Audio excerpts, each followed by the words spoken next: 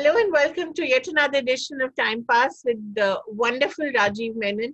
I just watched Kandukondan again last night, and my God, I'm in love with it all over it again. I think Sudhir Srinivasan, my co-anchor, entertainment editor of the New Indian Express, will agree with me. It is a movie 20 years now that still stands. It's ageless, it's timeless, and it still speaks to us so well, especially to women. And I just wanted to thank you all over again for it. It's just so wonderful. Thank you, sir. Do you sometimes recall it and say, how did you ever accomplish something that's so perfect? Oh, that's a big compliment. Well, I must congratulate Jane Austen for writing a great novel and being able to adapt it into India, because sometimes out of the stuffy West Victorian kind of mansions, to see it in India and to see it in the present light and to see how women's positions have changed now is important. I think to contemporize the conflicts and look at it was really the challenge. Right. And of course, the wonderful casting. I think both Tabu and Aishwarya still look as wonderful, and so does Mammootty, Ajit. All of them are just, how did you put that cast together? We have to quickly talk about it before we talk about anything else. Yeah, it's just something that happened, because I was walking with Mani one day and I was talking about my life and my brother and things like that, and how, in a family you can have two completely different types of, both living in the same place but can be different. So he said, why don't you try making a film of that? So I said, about brothers, and so let me look at literature, and I started picking this up, and I found certain patterns in all of, I found very difficult to script Pride and Prejudice because there were 5 children and father and mother. This was a little easier, mother and 3 daughters, and then Emma being just a father and daughter. So I kind of watched that pattern of, when there are 5 children, then the competition is who's going to get married, and when there are 2, then what's happening, and then when there's 1, what is happening. So I think Emma is more gray. So I was studying all that, and then I said, why don't I try this? And then to cast 2 people is so difficult, And so casting was an absolute nightmare, but I had probably the best music over here for a long time, and also the performances of everybody, full commitment, when they were there on the set. It's just that they were so busy that my shoot got stretched over a year. But at that time, people could tolerate all that for, shooting a film over 1 year's time. But now you want to finish a film in one go, because that's a lot of economic sense. But each time gives you a new kind of opportunity and a new kind of storytelling, and you look forward for that. So welcome back to direction again. Of course, you made Sarvam Thalamayam. Please forgive me my Tamil. And now this anthology of short films in which you have a segment as well, which seems very interesting. Leela Sampson and Andrea Jeremiah, if I'm not mistaken. Again, Leela was in OK Kanmani. She was such a revelation. I think the first time that she was acting on screen. So talk a little about how this came about among the many, many projects that you've done, not done, how this finally came together. Yeah, I think after Sarvam, you get your mojo back into direction and you want to tell stories again. In between I was shooting cinematography for Guru and Kadal and all that, but and also I started an institute. So many things. So one kept trying to write, but things just kept getting postponed. So you need to sort of jump off the cliff at some point and make a film. So I did that with Sarvam, and when I did that. A lot more people say, "Oh, this guy is still directing, and he's still alive." He's not a 2-film wonder. Probably he can do something more. So when this opportunity came up, and they were looking at people to really do something during the COVID, and everybody's locked inside, and it's hopeless, and people are saying, let's bring pots and pans and some divine intervention will come, and in that state you are in, and suddenly you've got a possibility that we don't know how long you're going to be stuck like this. So in that point, and you're only television is only giving you bad news after bad news. So more people are dying, MPs are dying. I mean, the US president is getting infected. Yeah. Secret Service cannot stop it. I mean, it's that state at which things are going. And then what happens to entertainment industry? What happens to a whole lot of musicians? What happens? This is what you're hearing every day. And top of it, one main star goes and commits suicide. So it's like every day you see, and then when you stop it, then there's 2 cyclones on one side. Then when you stop it, then there's already China attack. It's just every week it is one worse news. In that moment, somebody's telling you make a film. So you want to say, can you give a story of hope? Yeah. So it's like how people are coping with this COVID and how there is hope. And it's just not, laugh riot we're talking about. It's about bittersweet stories where people go through a sense of struggle, but actually come out stronger and believing in each other and in themselves in the process. Is what the challenge was. So you're basically reacting to a situation around you and also writing and shooting through the pandemic. So that I found quite challenging. So it's like a just a minute session, like jam session, like you had in college. Can I speak on anything at any given point? Right. Right. Among the striking aspects of your first 2 films, or Sarvam Talamai, was the musicality that was inherent in the work. And I want to ask you, I mean, you also did a documentary about Mridangist Umayyapuram Sivaraman as well, if I remember. And because it's such a key part of your work, I want to ask you how, I mean, does the short film format sort of limit, how you can play around with the music of it all? Yeah, I mean, in some ways it doesn't give you the kind of length and width that a feature film gives you, because in Indian cinema, the unsaid aspects of the character is what the melodies bring out. So one of the reasons why melodies have died down in Indian cinema is because nothing is taboo. You can say whatever you feel like. But when somebody felt something for somebody, but you could not go and tell, when it was a time that you surreptitiously wrote a love letter and you didn't know whether you can say it or not say it, that's when the big melodies came out. Right. Hurt, pain, isolation, abandonment, not knowing where the other person is. Now there's no place you can go where you don't know. I mean, even if you're in the Galwan Heights, your wife can be texting you, I mean, there are people talking from Mount Everest on a Skyphone as they are getting frostbitten to death and they're speaking. And that's the kind of, so a love letter has become a very precious commodity. It doesn't exist, and people are saying yes or no to each other over Facebook or, a post or something. You realize you're out of a relationship. In that space, where is the space for the melody? So the films have become more talky and more edgy, and what is considered taboo is shown, and you're going much stronger into the narration, more brutal, more into it. So there are no nothing is off limits now. You can actually be more open. So in that format, when we are actually making something like a short film, you can be dealing with subjects which you can't otherwise deal in a feature film. So let's take, for example, I mean, feature film is hero-centric. It has to have a certain sense of romance. And, these are the kind of caveats with which you used to work, which I don't think is the case with a short film. So short film is it's like a short story. You're going precisely into one kind of situation and looking at it. So I was basically looking at a musician who works in a bar or in a hotel who is suddenly without work because COVID has come in, and then connecting with a friend who's a doctor and who's on the front line, a mother who is vulnerable, and how they all manage to get stuck in what happens, what the past relationship, how it sort of unfolds, and what happens inside that.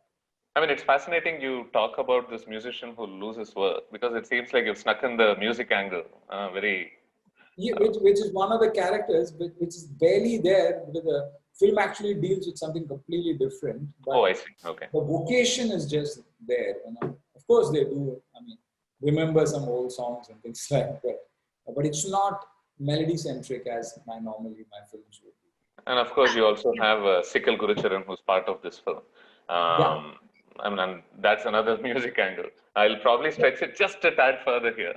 I wondered if you want to speak a bit about your own love for the form of music. Yeah. I mean, music is obviously an inherent part of cinema, of course, but it seems like it's more a part of your work than it is about many other filmmakers' work. yeah. I think it's just because I was grown in a family where music was really important. My mother was a singer and things like that. So music has always been up in the air, and it was very normal that you would sit in the breakfast table and you would have Sangeet Sarita playing, and we'll say that film song is from this raga and this song, and we didn't know much of Hindustani music, so we would have a kind of a little ledger on which we will write the film song, and then whatever is announced, we would make notes of it. And that ledger would be kept on top of the fridge, and whoever else is sitting next to the radio would make a note of it. So we grew up in a thing where I was a quizzer, and there was a continuous quiz competition as to which film song is which rag, kind of a situation. It's like young people today being able to sing all the lyrics of all the Korean pop they listen to. It just so happened that our idea of melodies were what we were hearing in Malayalam cinema or Tamil cinema or Hindi cinema. So, and we were living through a period where there was extreme creativity, in tunes. Now, as the tune shifted, as music became more a celebration, but not the lyric writing was so important, and sometimes lyric could completely summarize the avastha of a character, or the entire film would come into a lyric. So that's what there was a lot of condensation that the emotional condensation that songs did. But I think we have moved on from there. There's it's no more a necessity. It's a choice. If you want, you can keep a song. If you don't want, you don't need to keep a song. And And you don't OTTs have, necessarily, I'm sorry, yeah. and you don't necessarily mean this as criticism in any way. You're just observing the change that has occurred. Yeah, it's just different types of time. There was a time where you used to have 10 songs, then there is 6 songs, then it became 3 songs. Now you can have 1 song, maybe. Not necessary. But Right. do you think I somewhere we've lost enjoyed. that? Huh. Yeah, Do you yeah. think somewhere we've lost that particular USP that Indian cinema had really? Because when you look back at some of the songs that you staged or Mani Ratnam staged, I mean there was so much grandeur and there was so much spectacle involved, and that was particularly a USP of Indian cinema. You think somewhere we've lost that? I mean, if you look at Italian cinema, there was a point in which Italian cinema had music also, and Italians had great, private stars of music in Europe, and it had a great tradition of opera. But the Italian cinema that came out was more inspired by neorealism Yeah. and things like that. So, sometimes your development is stalled because of the commerce surrounding a Right. certain product. Right. Whether it is endemic or whether it is really necessary for the narration is a question. Of course, the Bhagavata Melas have it, our traditional form of storytelling has it, but we are inherently westernizing our tunes, we are inherently going towards the Western system, and in the Western system, music is extraneous, and people are not able to understand why are these people singing, why are they dancing, Right. when there is so much. But they are not asking the question that when somebody is dying, why is the sitar Shehnai playing, or why that's playing. I mean, you accept background score, but you don't accept songs, and it's just a function of time. Is it allowing our movies to travel better? I think it will, and also now with OTT, you're going to be seen in 200 countries. Right. So, most of the content which has come out of Bombay on the OTT has crossed boundary lines, and it's watched so carefully outside the Bollywood angle. It's gone beyond Bollywood. So, like we are sitting here and watching Narcos, and I mean, however we thought that we would be watching something completely in Spanish, acted Right. by a German person of Portuguese origin. Now, all this has happened in the last 3 or 4 years. It was never possible. You had to go to a film festival to see something like this. But it's right there in your house. It's also there in somebody's house in a small town in Uttar Pradesh. So, we're going through a major change in film culture and film appreciation. And I don't think film knowledge is the can I say elitist and is just only available to those people who went to the Pune Film Institute or attended a film appreciation course. It's so broad-based now, everybody, everywhere. So that's why you're seeing brilliant films come out of Assam. You Yeah. know, Absolutely with you. so I think there's a great democratization that digital has brought and this medium of OTT, which is sort of taking it forward. So I'm glad that we are doing this on OTT. How excited are you about coming to OTT in long form storytelling? Are you looking at that as an option? Yeah, absolutely. We are looking at it because I've been a great fan of the writing that's been coming out, and probably some of the best writing from the West has been on the OTT Yeah. space. I mean, Right. whether you take Fleabag or whether path-breaking writing that has happened. You're actually Jane Austen and Phoebe Waller-Bridge in disguise. I think you are, Rajiv. Yeah. It's a lot of similarity with that because especially the Emma-ness of her Yeah. character is so unique because Yeah. it's the first time you see a character who is not pure but who has cruel intentions but Yeah. is also vulnerable and also going through change. These are things that you study in characters which are very fascinating, and that's one of the things that when I saw in Breaking Bad, which struck me, is that how much of condensation is there, how much of thing, and I really liked Patal Lok when Yeah. it came. So there's so much of possibility that 400 minutes gets you. So I think it's not a plot-driven exercise, but it's more of a character-driven exercise. Character has to be interesting. Its routing has to be interesting, and performances. And great thing is you've got rid of these. You don't need to hang around Bandra and wait for these four great actors. Yeah, exactly. Yeah, I mean, who are doing you a favor. I mean, so you just have a whole bunch of actors who are really good and giving themselves to you. And I mean, I'm glad this is happening. I mean, returning to Puttampudu Kale, I would typically ask you if the duration allotted to you is limiting. I would typically ask you that. But given your work in the art film space, I wonder if it's right up your alley anyway. Yeah, I mean, I've done some short films with the Film Institute and we're used to the 20-minute format. And I mean, it's a question of how you subdivide and then how do you create tension and release tension. So, I mean, if you see an average scene being around 3 minutes or 2.5 minutes, you got to time yourself back saying that, okay, I have to have 8 scenes where I should go through up and down or 9. So you're subdividing 25 into those kind of segments and saying, tell me a story within that. Don't tell me more than that. Right. And in that, we may write about 5 different things, and I don't know what the others are writing, but Amazon knows and they'll probably tell you, no, focus on this. So then you focus on that one thing. So there's a bit of rewrite and rewrites that happen, which I do anyway for my own work because I make people read and then get back and try to. Talking about working backwards, I saw you mention in an interview that you more or less shot the film backwards. Yeah, I did. With Sikil, who's I'm assuming not familiar with the acting space. Yeah. So what was that like? I mean, because films typically the performances get more intense as the film goes, right? Usually. Yeah. For you to do it in reverse. It was cruel of me to put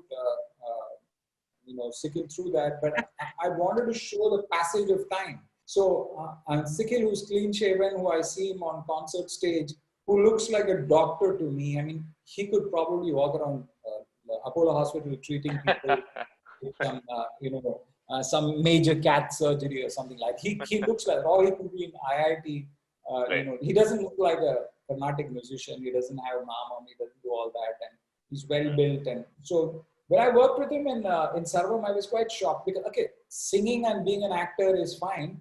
But when he had to hold his own against an experienced person like Nedumudi Venu in the car, I said, oh, this guy can really act. He was so relaxed on it. So then I wanted to show the passage of time. And the passage of time which you saw when I was to talk to my friends in Zoom and things like that, class reunions and all that, you always saw people just growing their beards. Yeah. Everybody's looking like F.W. Grace. So then I said that, so when I do hear this kind of a scraggy beard, I said, keep it, So he kept it. And then I said, okay, can we shoot it backwards? So I had a script reading, but unfortunately I had to get him to do the most complex scene on the first day and then work backwards. So I think it was very difficult for him. But he was game for it and he trusted me, and all the actors were really trusting and we really pushed hard on the acting in this case. And we had to do a lot of prep and call and do research, because the film takes you to places which we have not gone before physically, in that sense. So she was really struggling with that, and we had to meet people and all this secretively while the pandemic is on. So with video calls and things like that. And Rajiv, I understand that you guys were not allowed to have more than 10 people on the set. yeah. So was Yeah. your script designed to accommodate very minimal members of the cast, or was it the other way around? No, I had close to 5 characters, I mean, coming in bits and pieces. Then you kind of knock those characters off, or, somebody who's on a motorbike delivering something, saying something, those characters disappeared even after they were in the script during the shooting stage, So like the process of optimization was happening all the time, Right. and to make it slimmer and leaner. So that aspect was quite kind of interesting. And, it's a very different kind of a film because it also deals with a female protagonist and people struggling with certain issues in their life.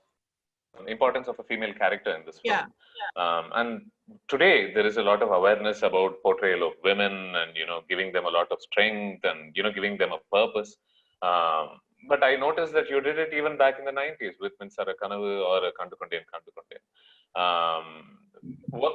I don't remember the times back then, but was that angle spoken about back then? Did people recognize the strength of the women in the film, or do you find that this is a big change? I think spoken about and discussed more openly in when we are talking about OTT, where you have content like FOMO shots, which is designed.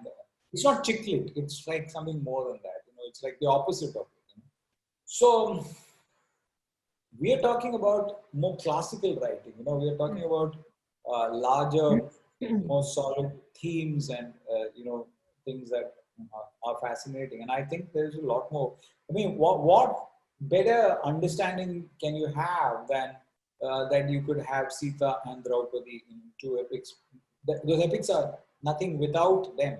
Oh, right at the center of them both, right? Yeah, they drive the narrative.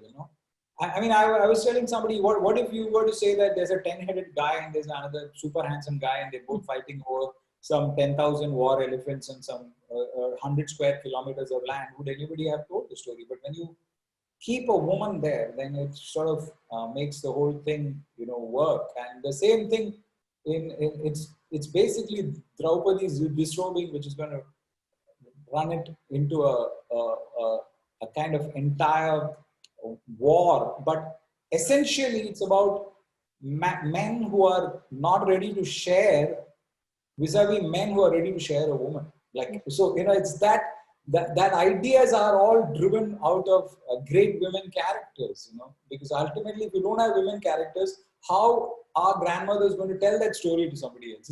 It's a purely practical aspect of storytelling, that the yin and the yang have to be balanced in a story.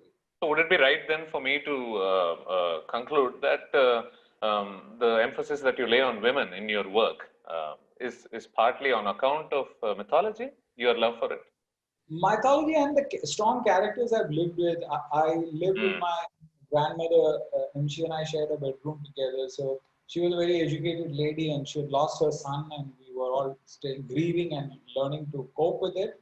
When she became my best friend, she was like 75 when she and I were, became friends. So, and my mother and my wife and my 2 daughters. So I just have only women around me now. Actually, I have dogs who are males.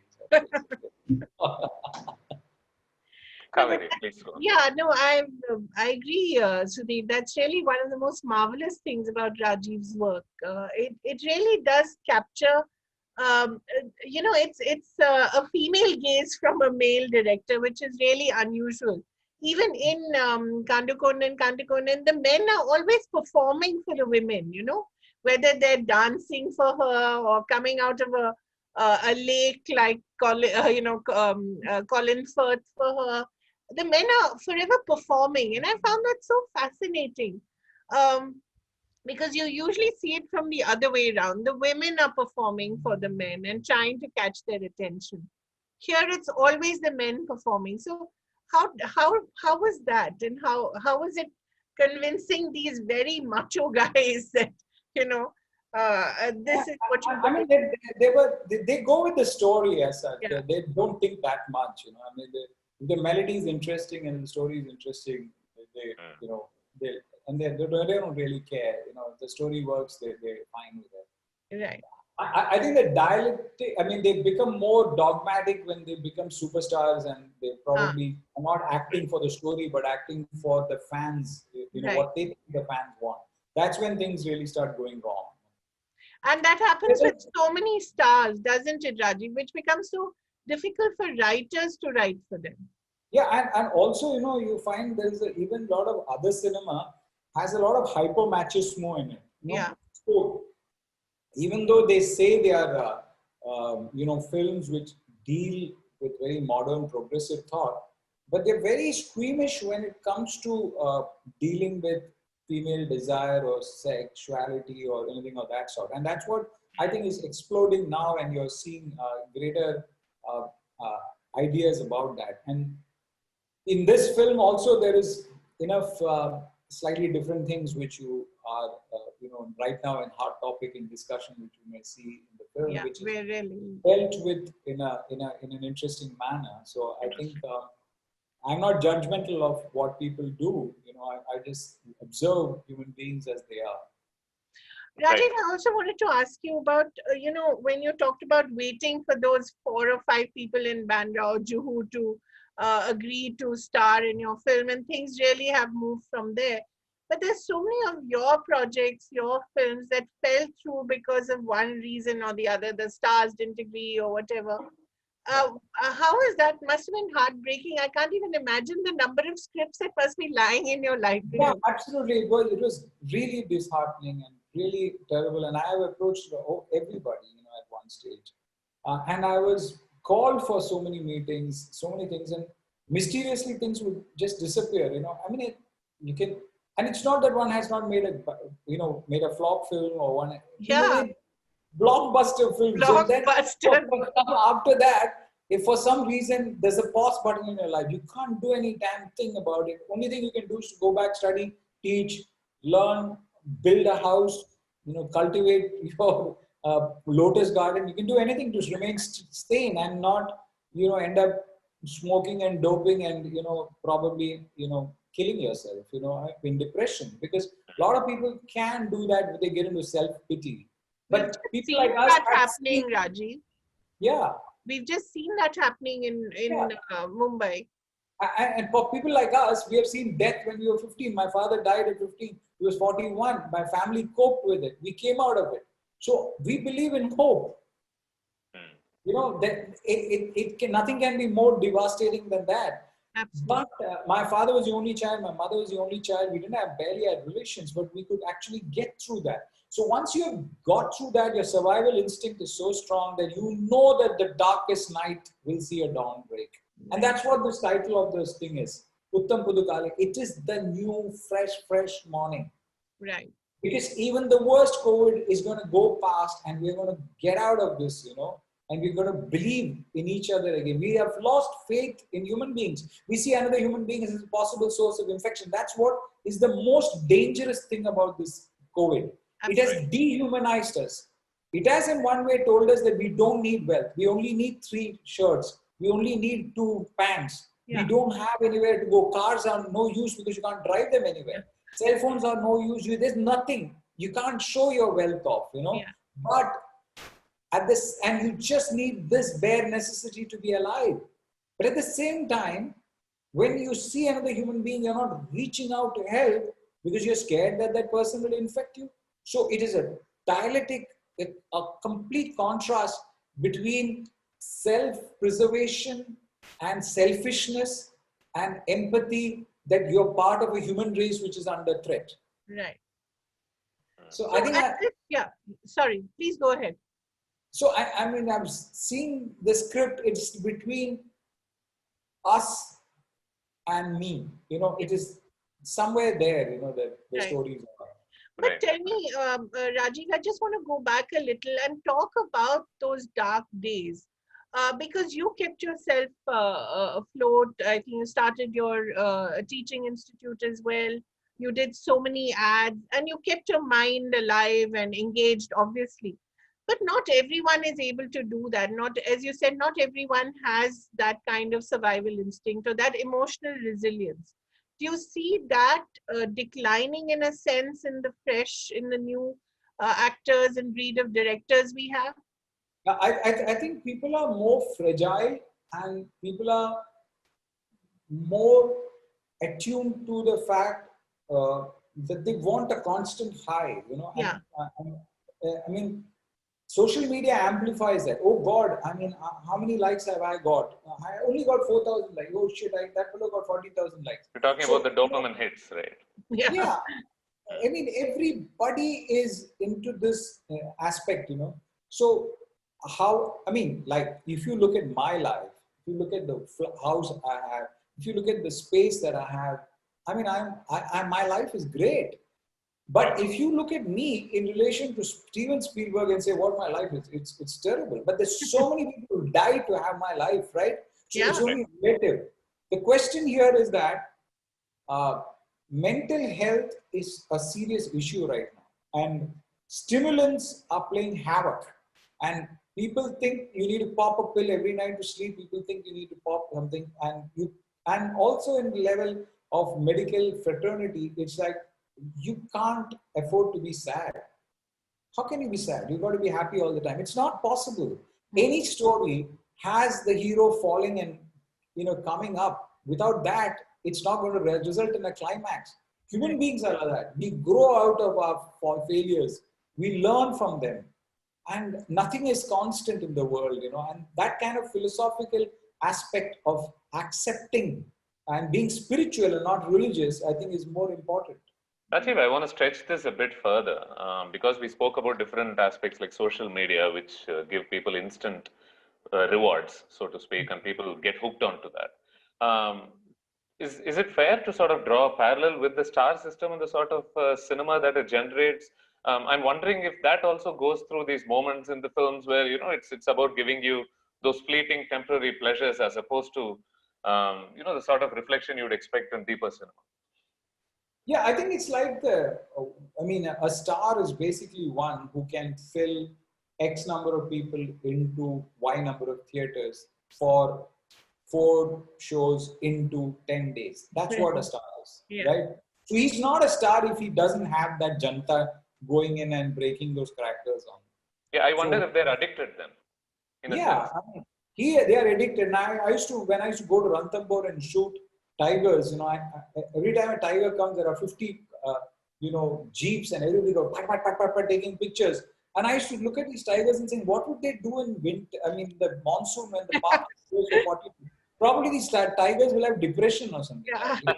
They're used to performing all the time for 40, 50 people. I mean, sorry, absolutely. 40, 50 jeeps. So they are always watched by 300 people. And they're pretty much like these stars who need that film. I have my Eid, I have my, Diwali, I need to get this many crores to watch. Must be terribly difficult. And therefore, they have come to believe that they are just changing the dress a bit, but they're basically playing themselves again and again and again. Yeah, And they're not playing the roles. So they've forgotten what acting is, and they are what stars are. So I think OTT has given them a miss and have gone for talent and stories, which I think is a very positive thing. And so many more people have got work now, and I'm glad that has happened. And there is no way a Patal Lok would have been made with these stars, and I'm Absolutely. glad it's that way. And I'm Right. glad that so much talent is coming out in Indian cinema. Now, the OTT platforms in their nascent stage were thought of as, a heaven for new filmmakers, as for filmmakers who couldn't crack it in the feature film format for whatever reasons, for whatever complex reasons. I understand now that Netflix is also coming up with an anthology. So is Amazon Prime, and all the big names, including yours. You're all joining together to create this work. I wonder if now that the attention is on established filmmakers, even in these OTT platforms, should an assistant director hoping to crack it in these platforms be concerned at all? Uh, I mean, does it I think, reduce this attractiveness? I think that, short films are giving so many people the ability to post their work or their quality of work without having worked for 10 years as an assistant director, and being a chamcha to somebody and hoping that a star will give you a break. That's gone now. You can be a short filmmaker. You can go boom, straight away make a 20-minute film, put it on YouTube, get it to some festival, and then you're made, right? So the rules of the game of entry in for storytellers have completely changed. Now, what you're talking about is if established directors are going to get preference over young filmmakers, then what do? Well, the fact remains that when investment is made, they want to know whether these guys can deliver. Yeah. So the people who are writing out checks for 40 crores, a lot of people have lost their jobs because it turned out to be turkeys. So a person who's commissioning work needs to make sure that the money put out is going to get final eyeballs in there. So they are also under a lot of pressure, the people who are commissioning the work. So I think it is a situation where you will see 2 or 3 grades of OTT platforms, and people will come in with smaller budgets and move up the scale. And just as you will have stand-up comedians and who will become actors. Some people will continue to be stand-up comedians. Some people will be independent music but will gravitate towards film music. You'll see all that movement of people within that, But I don't think ever there has been a situation in Indian cinema, maybe the time of K.A. Abbas and all that, where writers were given the prominence that they got. Writers are really getting their prominence now in the OTT space. Never before has the writing been as important as the casting. Right. Just thanks, Sudhir. Just a last question to wrap up. Rajiv, how important is the writing in the film industry space? Do you think that's also gone through such a churn that it cannot remain driven by the stars anymore? Yeah, absolutely. I think writing already became very important. Maybe 10 years back, where people took more complex stories and managed to pull it off, and actors were ready to be part of a great film. That's what made Amir Khan different from the others, because he was not saying, he was ready to be part of Rang De Basanti because he knew that was a good film.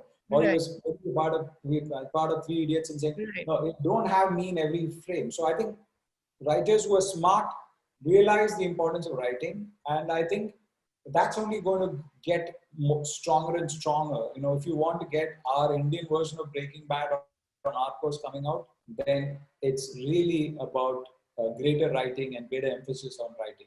And I think we will be there. And hopefully we'll get great new grounds. Great. And more of Rajiv Menon, please. Much Thank more. Thank you so much. Thank Please, you, if you get the time on Netflix, you can see Sarvam Talamayam. And of please course. Watch this on Amazon. Of course. Thank you so much. Thank you, Sudhir. Thank you, Rajiv. All the very best. Thank you guys. Thank you for talking to me.